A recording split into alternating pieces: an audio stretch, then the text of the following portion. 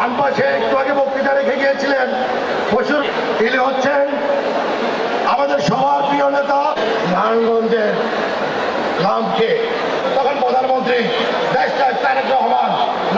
আমরা ছাত্র দলের সাবেক সভাপতি হই, পরবর্তী সময় কিন্তু ছাত্র দল বা বিএনপি বা বর্তমান যে অন্য অঙ্গ সংগঠনের নেতৃবৃন্দ, অন্য দলের নেতৃবৃন্দ এখন আমাদের সামনে বক্তব্য রাখবেন চেম্বার অফ কমার্স। আমি আশা করি তার সহযোগিতা নিয়ে এক কথায় বলবো যে সবগুলোকে আমরা পরিপূর্ণতা দেওয়ার চেষ্টা করবো ইনশাআল্লাহ। আল্লাহর রহমতে এই কলেজে থেকে এমপি পেয়েছে, এই কলেজের থেকে মন্ত্রী হয়েছে, এই কলেজের থেকে নারায়ণগঞ্জ সিটি কর্পোরেশনের মেয়র হয়েছে। ইনশাল্লাহ এইগুলি আবার তোমাদের মাধ্যমে আবার ইনশাল্লাহ আমরা পাবো। প্রতিটা বাচ্চার ছোট ছোট গল্প আছে, কিন্তু একটি গল্প হলো কমন।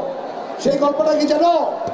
তোমার মা খুব আশা করে তোমাকে এই কলেজে পাঠিয়েছে, তোমার বাবার খামের গন্ধ আছে, কারণ উনি পরিশ্রম করে তোমাকে এই কলেজে পাঠাচ্ছে। এই পরিশ্রম আর তোমার মার আশার দিকে তাকিয়ে আমরা ইনশাল্লাহ এই কলেজের সবগুলি জায়গাগুলি আমরা পূরণ করার চেষ্টা করব।